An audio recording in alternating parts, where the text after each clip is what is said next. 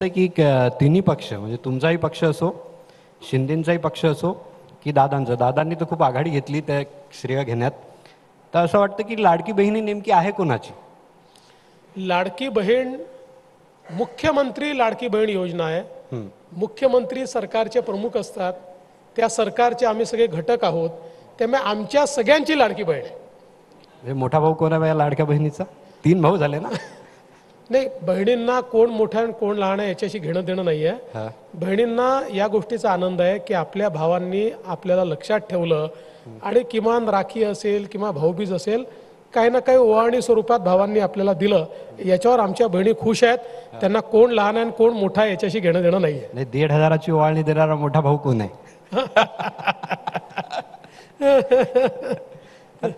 एकंदरीत जर सगळं बघितलं आपण की असं वाटतं की सगळं प्रशासन फक्त लाडक्या बहिणीसाठीच काम करतंय. म्हणजे मोठमोठे कार्यक्रम होत आहेत, मुख्यमंत्र्यांचे आहेत, तुम्ही त्यात असतात, त्यानंतर दादाही असतात, मोठ्या प्रमाणात नोंदणी चालू आहे याची.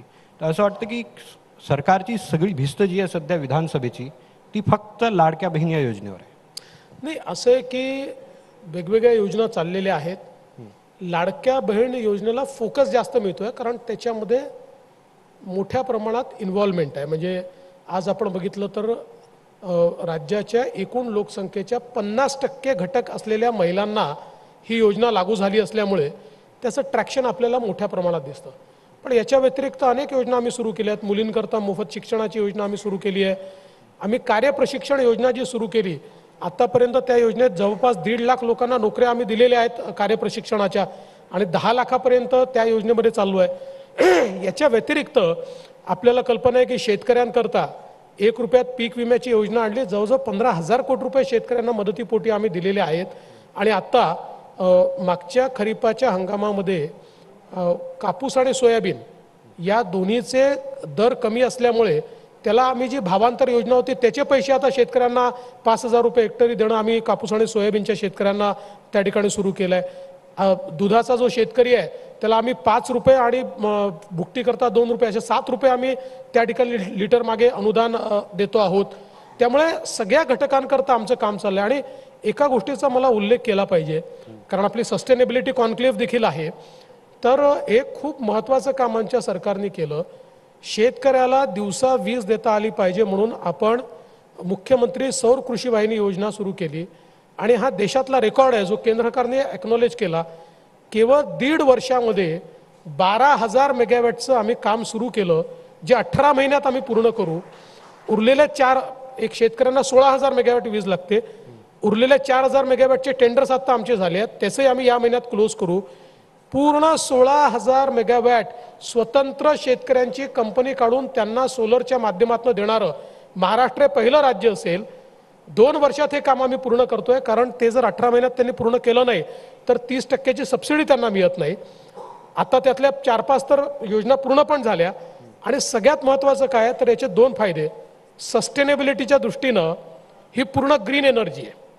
आणि आत्तापर्यंत शेतकऱ्यांना अर्धे दिवस रात्री अर्धे दिवस सकाळी वीज द्यायचो. 12ही महिने सकाळी वीज देऊ. आपली जी वीज आपण शेतकऱ्याला देतो 8 रुपयांनी आपल्याला ते वीज पडते. शेतकऱ्याकडनं आपण 1 रुपया 25 पैसे घेतो. आता तर आपण ते शेतकऱ्यांचे माफ करून टाकले.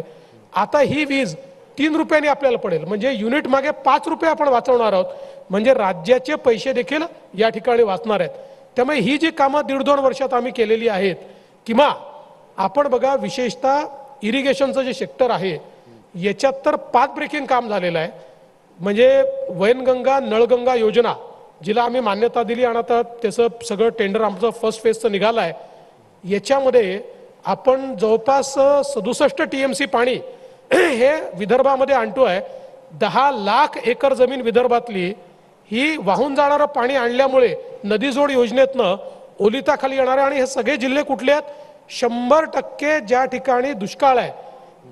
यासोबत कालच मराठवाड्यामध्ये जे काही पश्चिमी वाहिन्यांचं पाणी समुद्रात वाहून जातं ते पाणी मराठवाड्यामध्ये 55 TMC गोदावरीच्या तुटीच्या खोऱ्यात आणून गोदावरीच्या खोऱ्यामधनं पाणी हे सगळीकडे नेण्याच्या संदर्भातल्या योजनेला आम्ही मान्यता दिली.